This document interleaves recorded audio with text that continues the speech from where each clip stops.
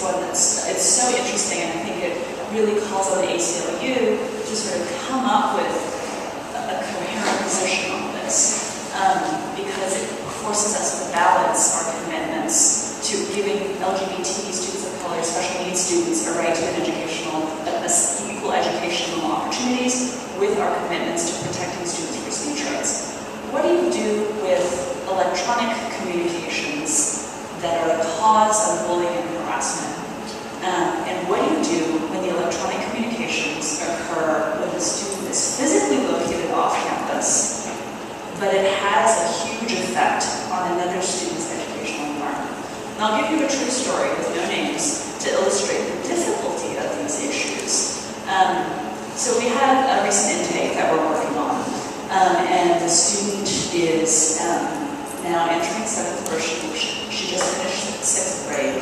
Severe bullying started in 5th grade, and she's one of very few African Americans, and there was the mean girl, used all sorts of epithets in school. We call her black bitch. This is like in 5th grade.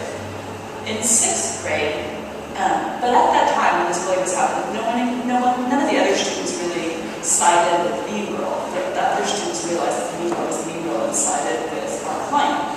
So it was unpleasant, but it wasn't intolerable. The school didn't help because the school sort of just like didn't pay attention to the bullying, and it was kind of like ended up punishing our client. Again, we see when schools provide discipline, you have the victim ending up getting punished. But wouldn't let her go on a field trip even though she would pay for it. So there were problems with the school student as well. So then the difficult thing happened, especially the difficult thing happened in the fall of 6th grade. The mean girl sets up a fake Facebook profile of our client. This is in 6th grade. And the fake Facebook profile of our client talks about how our client supposedly had slept with like half of the boys in the class. So all of her friends, our client's friends, who had been on her side because they saw that the mean girl was ridiculous, were totally alienated from her because all of a sudden they were being accused falsely of having slept with this girl. And her educational environment it was intolerable. All of the parents, everyone thought that it was actually her who had set up this profile and that it was her who was boasting of her exploits. All of the parents were furious with her. All of the students were alienated from her.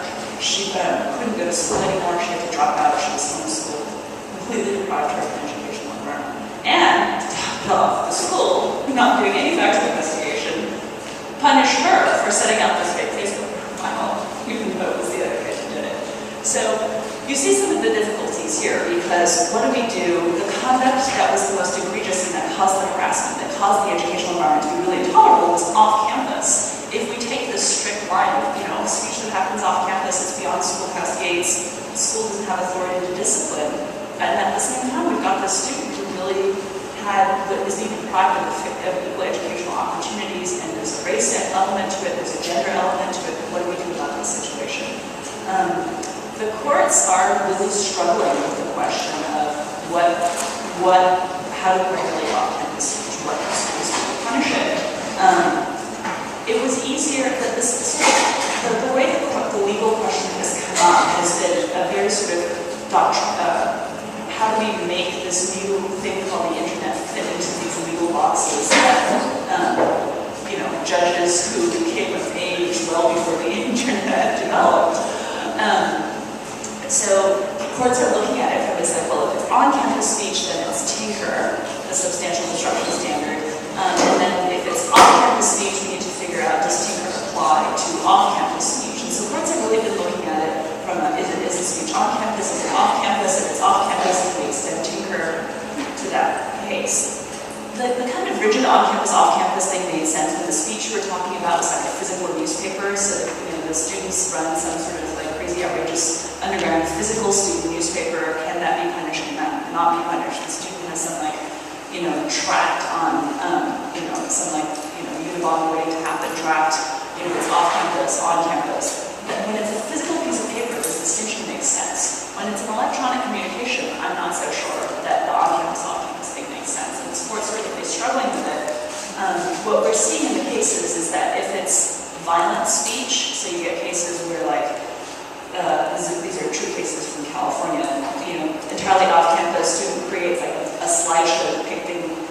violently killing the English teacher. Students in the courts are going to go, okay, you know what, you can regulate that, I don't have to talk about this. Or you have another student who has an instant message that has a picture of the English, the other teacher killed Mr. Vanderbilt, and a picture of the teacher with a gun and dripping blood. So again, the courts are going to say, even though it's off campus, they're not going to pay attention to what's on campus. Off campus, they're going to just jar their facts and say, of course, you can punish that speech. A really, really interesting decision that I think that sort of many different opinions issued that came down this week show how the courts are really struggling with it if you have facts that are less jarring than the violent situation. There are two cases that came out of Pennsylvania, and to show you again how difficult these issues are, the facts were very similar. There were two different cases. They went up to two different panels of the Third Circuit Court of Appeals, and we came up with totally opposite results. So, you know, get 6 people in the room, and we get 6 different answers, basically. So these two cases from Pennsylvania involved students who created fake Facebook or MySpace profiles of various school administrators that were sort of outrageous parodies that went on and on about how the school administrator was really a pedophile or like had affairs with all these people and blah, blah, blah. So of course the school administrators are not going to be pleased with this. Just as a footnote, I think some of the bullying case law gets very confused because they conflate bullying, like peer-on-peer bullying, with a student making a criticism of a teacher. I think those should conceptually be treated very differently. Unfortunately, in California, our state education code treats them the same and defines them both as bullying. So from a layperson perspective, I don't think it makes sense to call it bullying when it's a student to an administrator, because the power dynamic is totally different. But that's a side issue. Anyway, in these bullying cases, often you have a student criticizing a school official.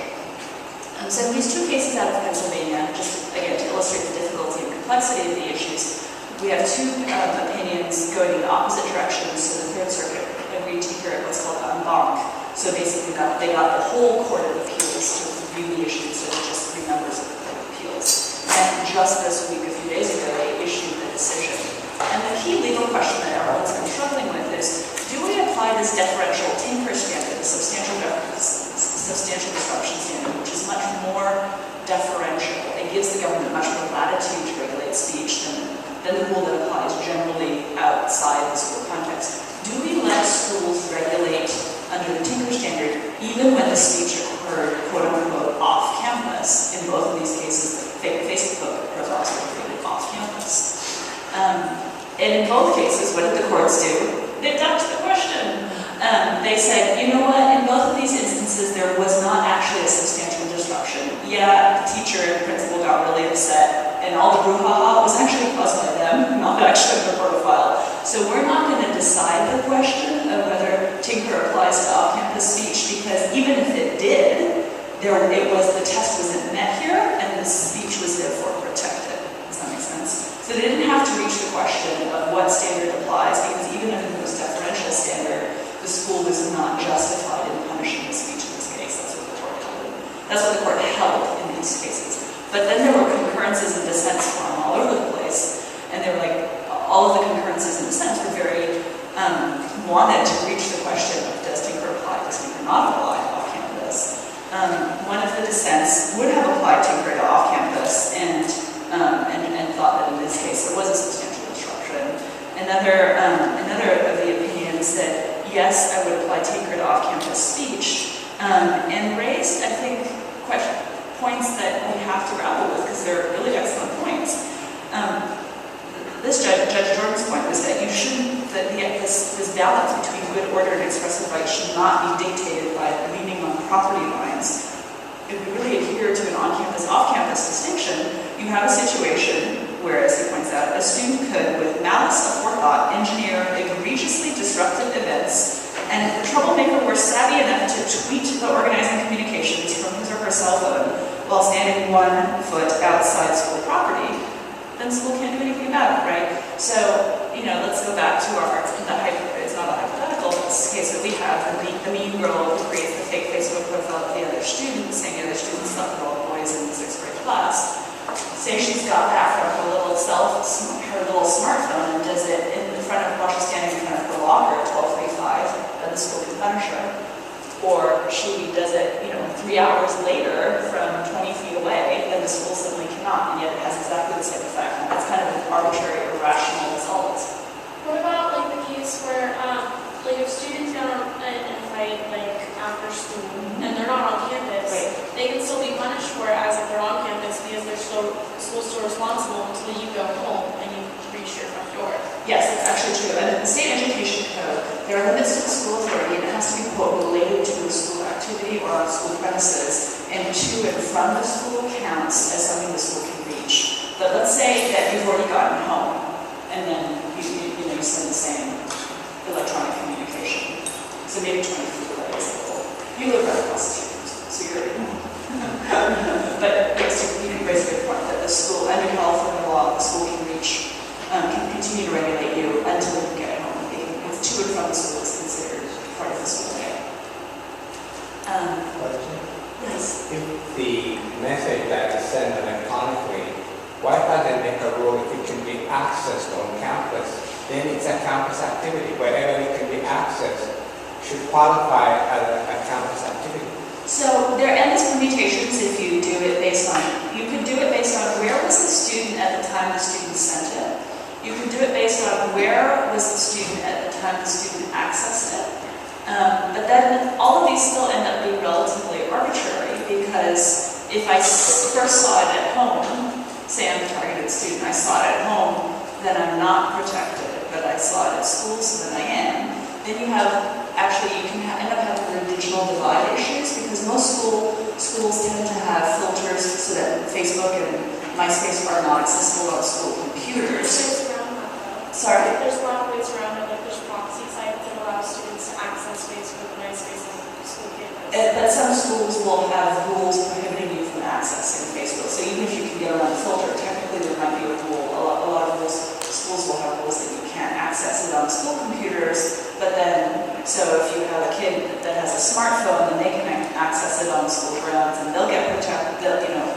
And then if you have a kid that doesn't have a smartphone, then they won't be able to access it on the school grounds. So you just end up having sort of results that are all over the place based if you focus on the physical location of where some student was when they either sent or received the message, even though the effect of the speech on the educational environment might be identical.